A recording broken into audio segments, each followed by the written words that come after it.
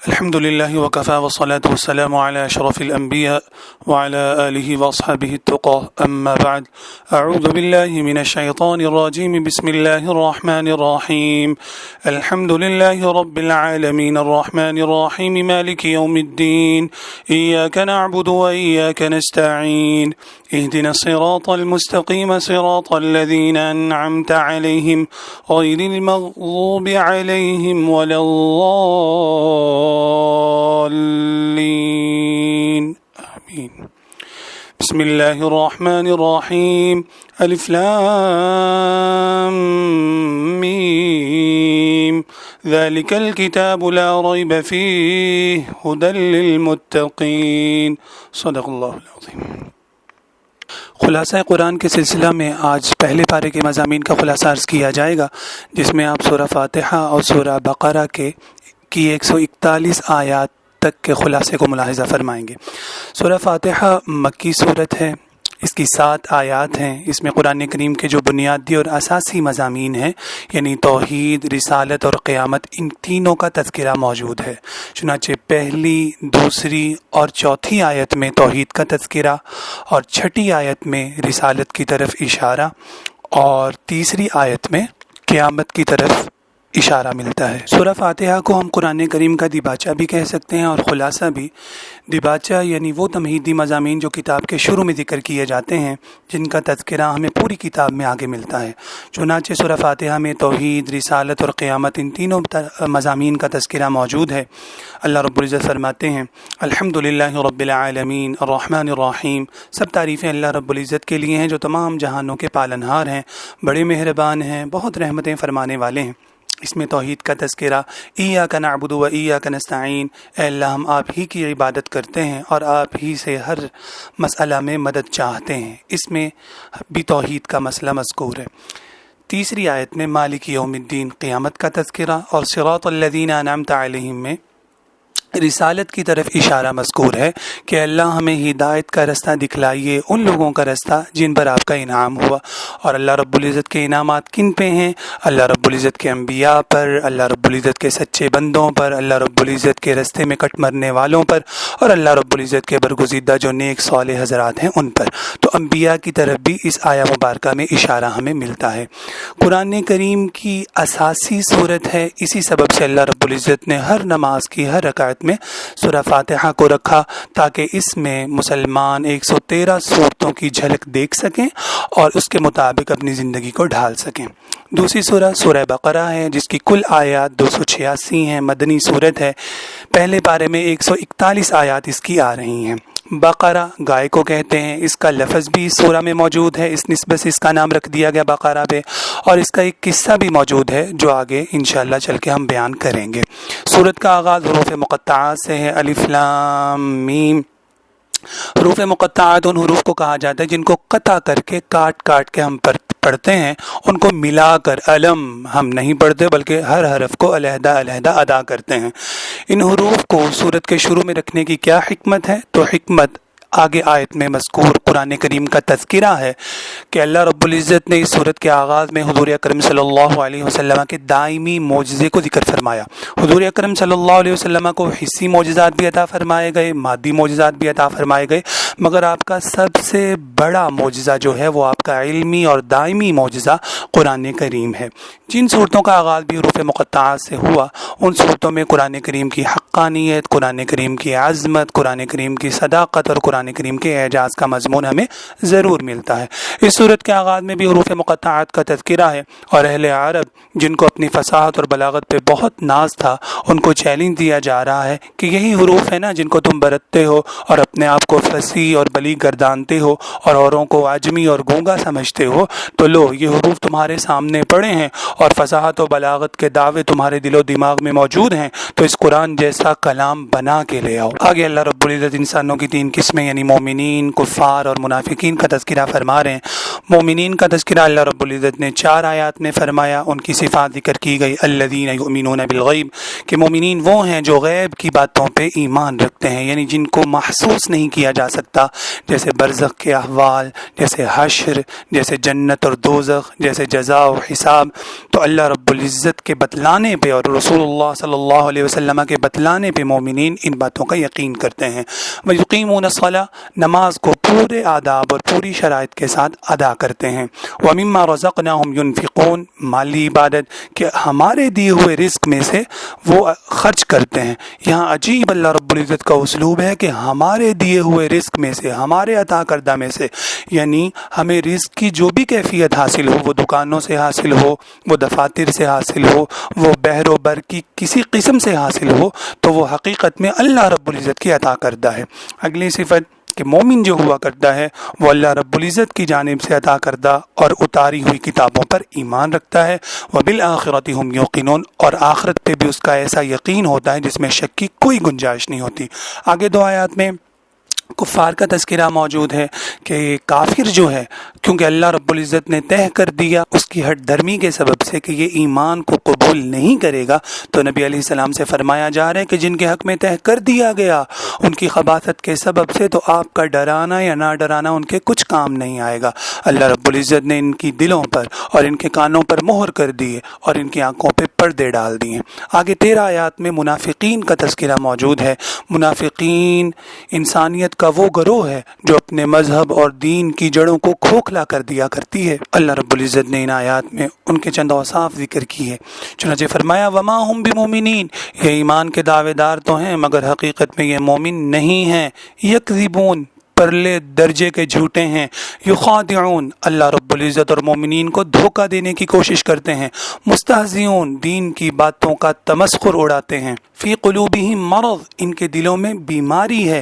یعمہون، یہ حیران و سرگرداں پھر رہے ہیں، دین کی حقیقت کو یہ نہیں پا سکیں گے۔ اولئک الذین اشتروا الضلالۃ بالہدی، یہ کاروباری ذہنیت رکھتے ہیں، دین کو دنیا کے عوض بیچ ڈالتے ہیں۔ لا یرجعون، حق کی راہوں کی طرف پلٹ کے نہیں آ سکتے۔ واللہ محیط بالکافرین، اللہ رب العزت کے غضب کے گھیرے میں ہیں۔ آگے اللہ رب العزت توحید کے مضامین کو ذکر فرما رہے ہیں۔ یا ایھا الناس اعبدوا ربکم الذی خلقکم والذین من قبلکم لعلکم تتقون، او لوگو عبادت کرو اپنے پالنہار کی، اپنے پیدا کرنے والے کی، جس نے تمہیں بھی پیدا کیا اور تمہارے اگلوں کو بھی پیدا کیا۔ اور وہ ذات کہ جس نے تمہارے لیے زمین کو بچھونا بنا دیا، آسمان کو چھت بنا دیا اور تمہارے لیے پانی اتارا، تمہارے لیے روزی کے ذرائع پیدا کیے۔ آگے اللہ رب العزت رسالت کے مضمون کو لا رہے ہیں اور فرما رہے ہیں وَإِن كُنتُمْ فِي رَيْبٍ مِّمَّا نَزَّلْنَا عَلَىٰ عَبْدِنَا، اے کفار کی جماعت، اگر تمہیں اس قرآن کے بارے میں شبہ ہو رہا ہے کہ ہم نے اس کو اپنے بندے پہ نہیں اتارا، تو لے آؤ اس جیسی کوئی ایک چھوٹی سی صورت، اگر تم سچے ہو، اور تم نہ لا سکے ہو اور نہ لا سکو گے۔ قرآن کریم کا چیلنج ہے فَاتَّقُوا النَّارَ الَّتِي وَقُودُهَا النَّاسُ وَالْحِجَارَةُ أُعِدَّتْ لِلْكَافِرِينَ، تو اے خداوندی نور کے انکار کرنے والے، تو نار کے لیے تیار ہو جا۔ آگے اللہ رب العزت قیامت کے مضمون کو لا رہے ہیں کیف تکفرون باللہ وکنتم امواتا، تم اللہ رب العزت کا انکار کیسے کر سکتے ہو حالانکہ تم پہ ایک ایسا وقت گزرا ہے جب کہ تم بے جان تھے، نطفے تھے، پھر اللہ رب العزت نے تمہیں زندہ کیا، پھر اللہ رب العزت تمہیں موت دیں گے، ثم یحییکم، پھر اللہ رب العزت تمہیں برزخی حیات عطا فرمائیں گے، ثم الیہ ترجعون، اور پھر اللہ کے دربار میں قیامت کے دن تمہیں حاضر ہونا پڑے گا۔ آگے اللہ رب العزت آدم علیہ السلام کو عطا کردہ عرضی خلافت کا تذکرہ فرما رہے ہیں وَإِذْ قَالَ رَبُّكَ لِلْمَلَائِكَةِ إِنِّي جَاعِلٌ فِي الْأَرْضِ خَلِيفَةً، حضرت آدم علیہ السلام کو عرضی خلافت عطا فرمائی گئی، ان کو فرشتوں سے بڑھ کے علم عطا فرمایا گیا۔ وَعَلَّمَ آدَمَ الْأَسْمَاءَ، اور فرشتوں کے ذریعے سے ان کو سجدہ کروایا گیا۔ اسجدوا لآدم، شیطان حسد میں مبتلا ہوا اور اس نے حضرت آدم علیہ السلام اور حضرت حوا کو پھسلا دیا۔ فأزلہما الشیطان، انسانوں کو یہاں اس بات کا احساس دلایا جا رہا ہے کہ تمہیں اللہ رب العزت نے عرضی خلافت عطا فرمائی ہے، چنانچہ اے انسانوں تمہارے ذمہ ہے کہ تم اللہ رب العزت کے احکامات کو اس کی دھرتی پہ نافذ کرو۔ چنانچہ اس لغزش کے سبب سے حضرت آدم علیہ السلام کو زمین پہ اترنا پڑا۔ قُلْنَا اهْبِطُوا مِنْهَا جَمِيعًا، اور اللہ رب العزت کی جانب سے حکم آیا فَإِمَّا يَأْتِيَنَّكُم مِّنِّي هُدًى، اگر میری جانب سے ہدایت کا کوئی حکم تمہاری طرف متوجہ ہو، فَمَن تَبِعَ هُدَايَ، تو جو بھی میرے احکامات کو مانے گا تو اس پر کوئی خوف نہیں ہوگا اور اس پر غم کے سائے نہیں ہوں گے۔ آگے اللہ رب العزت بنی اسرائیل کا تذکرہ فرما رہے ہیں، اور بنی اسرائیل کا تذکرہ قرآن کریم میں مختلف مقامات پہ آیا، مگر سورہ بقرہ میں اس کی بہت تفصیل ہمیں ملتی ہے، اور خصوصیت سے پہلے پارے میں بکثرت ان کا تذکرہ موجود ہے۔ اللہ رب العزت نے اپنی نعمتیں یاد دلا رہے ہیں، اذکروا نعمتی التی انعمت علیکم، جو میں نے نعمتیں تم پر کی انہیں یاد کرو نا، فضلتکم علی العالمین، میں نے تمہیں دنیا والوں پر فضیلت دی تھی، نجیناکم من آل فرعون، میں نے تمہیں فرعونیوں سے نجات دلائی تھی، وہ تو تمہارے بیٹوں کو ذبح کر ڈالتے تھے، تمہاری عورتوں کو زندہ رکھتے تھے، اور اس میں تمہارے لیے بڑی کڑی آزمائش تھی۔ پھر جب حضرت موسیٰ حضرت ہارون تمہیں لے کے ان کے علاقوں سے کوچ کر گئے، آگے دریا آ گیا تو فرقنا بکم البحر، ہمیں نے تو تمہارے لیے اس دریا میں رستے بنائے، اور ہمیں نے تو تمہارے دشمن کو اسی دریا میں غرق کر دکھایا، اور ہمیں نے تو تمہیں بادلوں کا سایہ عطا کیا، اور ہمیں نے تو تمہیں بھوک میں منو سلوا عطا کیا، اور ہمیں نے تو تمہارے لیے پتھر سے چشموں کو جاری کیا، مگر تم نے کیا کیا؟ خدا کو چھوڑ کے بچھڑے کو معبود بنا، خدا کے انبیاء کو شہید کر ڈالا، خدا سے کیے گئے وعدے کا خلاف کیا، اللہ رب العزت کے روکے ہوئے ہفتے کے دن سے تجاوز کیا، چنانچہ اللہ رب العزت کی جانب سے تم عبرت کا نشانہ بنے، فَجَعَلْنَاهَا نَكَالًا لِمَا بَيْنَ يَدَيْهَا وَمَا خَلْفَهَا۔ آگے سورہ بقرہ میں وہ قصہ مذکور ہے جس کے سبب سے اس سورت کا نام سورہ بقرہ رکھا گیا۔ ایک بھتیجے نے اپنے چچا کو وراثت کو ہتھیانے کے لیے قتل کر ڈالا، اور پھر اس کی لاش کو کسی اور کے گھر کے سامنے ڈال کے ان پہ دعویٰ دائر کر دیا۔ اللہ رب العزت نے حکم دیا کہ گائے کو ذبح کیا جائے اور اس کے گوشت کا ٹکڑا اس میت کو لگایا جائے، یہ جی اٹھے گا اور بتلائے گا کہ میرا قاتل کون ہے۔ چنانچہ ایسا ہی ہوا، اور اللہ رب العزت نے اس سلسلہ میں اور اس قصہ میں ان لوگوں کے لیے رہنمائی رکھی کہ جن لوگوں کو اس بات کا یقین نہیں آتا تھا کہ مردے دوبارہ جی اٹھیں گے، کہ ان کی آنکھوں کے سامنے ایک مردہ جی اٹھا تھا اور وہ اپنے قاتل کا پتہ بتلا رہا تھا۔ آگے بھی اللہ رب العزت ان کی خباستوں کا ذکر فرما رہے ہیں کہ یہ ایسے لوگ ہیں ثم قست قلوبکم، کہ جن کے دل پتھر کی طرح سخت ہو گئے، ان علامات اور ان نشانیاں اور ان آیات کو دیکھ کے بھی ان کے دل نرم نہیں پڑے۔ یحرفون الکلم عن مواضعہ، انہوں نے اللہ رب العزت کی کتاب کی آیات کو بدل ڈالا۔ افتؤمنون ببعض الکتاب وتکفرون ببعض، بعض کتاب پہ ایمان رکھتے تھے اور بعض کا انکار کر ڈالتے تھے۔ ولتجدنہم احرص الناس علی حیاۃ، تم ان کو دنیا کی زندگی پہ بڑا حریص پاؤ گے۔ قل من کان عدوا لجبریل، یہ اللہ رب العزت کے فرشتوں کے دشمن ہو گئے۔ واتبعوا ما تتلو الشیاطین علی ملک سلیمان، ان لوگوں نے جادو ٹونے کی پیروی کی۔ یتعلمون منہما ما یفرقون به بین المرء وزوجہ، ایسے جادو کے علوم اور ٹونے سیکھا کرتے تھے کہ جس کے ذریعے سے زوجین میں تفریق ڈال سکیں۔ لا تقولوا راعینا، ان کو روکا گیا، یہ انبیاء کو غلط سلط ناموں سے یاد کرتے تھے، اور پھر ان سب خباستوں کے باوجود حوصلے اتنے بڑے، امیدیں اتنی لمبی کہ امیدیں پھر بھی انہیں یہی تھیں کہ جنت کے حقیقی وارث اور مستحق یہی ہیں۔ لن يدخل الجنت الا من كان هودا او نصارى، تو ان سے کہا گیا بلا کیوں نہیں، من اسلم وجہہ للہ، جو اللہ رب العزت کے سامنے حقیقی معنی میں جھکے گا، اپنے چہرے کو متوجہ کرے گا، وہ محسن، اور مخلص بھی ہوگا، تو اس کی عبادت شمار کی جائے گی۔ سجدے میں اخلاص نہ ہو تو وہ صحن کے پتھر سے سر ٹکرانے کے سوا کچھ بھی نہیں۔ ایسے سجدے سے پتھروں سے سر تو پھوڑا جا سکتا ہے مگر رب العزت سے ناتا نہیں جوڑا جا سکتا۔ ان کے ایک دوسروں کے خلاف دعوے، یہود کا یہ کہنا کہ نصارہ صحیح رستے پہ نہیں ہے، نصارہ کا یہ کہنا کہ یہود صحیح رستے پہ نہیں ہے، مشرکین کا یہ کہنا کہ یہ دونوں صحیح رستوں پہ نہیں ہیں، ہم سچے ہیں۔ اللہ رب العزت فرماتے ہیں واللہ یحکم بینہم، اللہ ان کے درمیان فیصلہ فرمائیں گے ان کے اختلافی معاملات کے سلسلہ میں۔ اختتام پہ جب بنی اسرائیل کا قصہ تمام ہو رہا ہے اور ان کے احوال کی تکمیل ہو رہی ہے۔ تو اللہ رب العزت قیامت کی ایک ہولناکی کو ذکر فرماتے ہیں کہ قیامت کے دن لوگ ایسی پکڑ کو دیکھیں گے کہ جس کا سامنا ان لوگوں نے پہلے نہ کیا ہوگا۔ اللہ رب العزت فرماتے ہیں کہ ممکنہ طور پہ کسی مجرم کو چھڑوانے کی 4 صورتیں ہو سکتی ہیں۔ کوئی اس کی ضمانت دے دے، کوئی آدمی اس کا سفارشی بن جائے، کوئی رشوت دے دی جائے، یا کوئی جتھا آئے اور اس کو چھڑوا کے لے جائے۔ اللہ فرماتے ہیں لا تجزی نفس عن نفس، کوئی شخص کسی کے کچھ کام نہ آئے گا۔ لا تقبل منها شفاعہ، کوئی سفارش قبول نہیں کی جائے گی۔ لا یؤخذ منها عدل، کوئی رشوت وصول نہیں کی جائے گی۔ ولا هم ینصرون، کوئی جتھا بھی آ کے چھڑوا نہیں سکے گا۔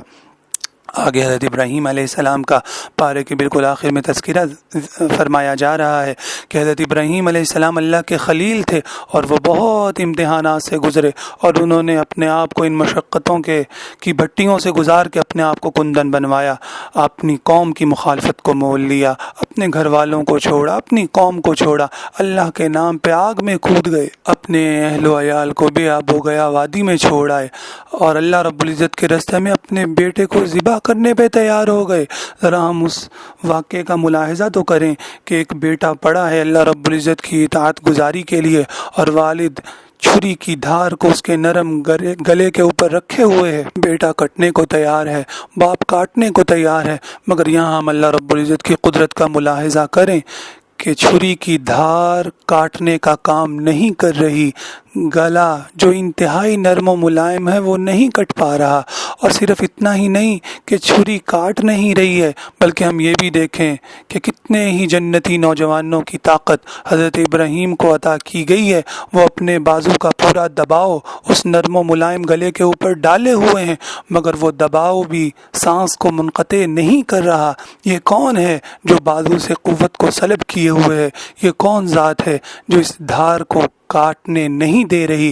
اور یہ کون ذات ہے جو اس نرم گلے کو تیز دھار سے بچا رہا ہے؟ یہ اللہ رب العزت کی ذات ہے، جس کے کلام کو ہم لوگوں کو اپنی حرز جاں بنانا ہے اور اس کے مضامین کو اپنی زندگی کا حصہ بنانا ہے۔ تو حضرت ابراہیم علیہ السلام کی ان قربانیوں کے سبب سے اللہ رب العزت نے ان کی دعاؤں کو قبول فرمایا، ان کی دعاؤں کے سبب سے اللہ رب العزت نے مکہ کو امن کی جگہ بنا دیا۔ اللہ رب العزت نے سارے جہان سے پھلوں کو مکہ کے شہر میں جمع فرما دیا۔ کسان تھکتے کہیں ہیں، پھل کٹتے کہیں ہیں، مگر اللہ رب العزت سب جگہوں سے جمع کر کے اس کو مکہ کے بازاروں میں ڈھیر کر دیا کرتے ہیں۔ اور سب سے بڑی دعا جو اللہ رب العزت نے قبول فرمائی کہ قریش کے گھرانہ میں اللہ رب العزت نے خاتم النبیین حضور اکرم صلی اللہ علیہ وسلم کو بھیجا، اور اللہ رب العزت نے ان کو خاتم النبیین بنایا۔ یتلو علیہم آیاتی، اللہ رب العزت کی آیات کی تلاوت کرنے والے تھے، ویزکیہم، لوگوں کا تزکیہ فرمانے والے تھے، ویعلمہم الکتاب والحکمہ، کتاب و حکمت کی انہیں تعلیم دینے والے تھے۔ اللہ رب العزت فرماتے ہیں کہ کوئی بے وقوف ہی ہو سکتا ہے جو حضرت ابراہیم علیہ السلام کی ملت کی پیروی نہ کرے۔ اے یہود، اے نصارہ، اے مشرکین جو اپنے آپ کو ابراہیمی بتلاتے ہو، تو کیوں ملت ابراہیمی سے اعراض کرتے ہو؟ حضور اکرم صلی اللہ علیہ وسلم جو سچا مذہب اور دین لے کے آئے ہیں، یہی حق کا رستہ ہے، انہی کی پیروی میں تمہاری کامیابی ہے۔ فَإِنْ آمَنُوا بِمِثْلِ مَا آمَنْتُمْ بِهِ فَقَدِ اهْتَدَوْا، اگر ایمان لے آئیں گے یہ جس طرح تم ایمان لے کے آئے تھے تو یہ ہدایت پا جائیں گے، اور اگر پیٹ پھیریں گے فَسَيَكْفِيكَهُمُ اللَّهُ، تو اے نبی جی آپ پریشان نہ ہوئیے، اللہ رب العزت آپ کو کامیاب کروا دیں گے، اللہ رب العزت آپ کو کفایت فرمائیں گے۔ وَهُوَ السَّمِيعُ الْعَلِيمُ، وہ ذات ہی ایسی ہے جو سب سنتی ہے، سب جانتی ہے۔ آخری آیت میں فرمایا گیا تِلْكَ أُمَّةٌ قَدْ خَلَتْ لَهَا مَا كَسَبَتْ وَلَكُمْ مَا كَسَبْتُمْ، یہ جو انبیاء کی جماعت ہے یہ تو گزر چکی، ان کے لیے ان کے اعمال، تمہارے لیے تمہارے اعمال۔ وَلَا تُسْأَلُونَ عَمَّا كَانُوا يَعْمَلُونَ، تم سے ان کے کیے کا سوال نہیں ہوگا، تم سے تمہارے کیے کا سوال ہوگا۔ تو آج اپنے آپ کو سنوارو اور انبیاء کی تعلیمات پہ کما حق ہو عمل کرو۔ اللہ رب العزت ہمیں قرآن کریم کے مضامین پہ عمل کرنے کی توفیق عطا فرمائے۔ انشاءاللہ اگلے پارے کے مضامین کے ساتھ پھر حاضر ہوں گے۔ خلاصہ قرآن کے سلسلہ کے بیشتر مضامین مولانا محمد اسلم شیخ غفوری رحمہ اللہ تعالی کی کتاب خلاصہ قرآن سے لیے گئے۔ وآخر دعوانا الحمد للہ رب العالمین۔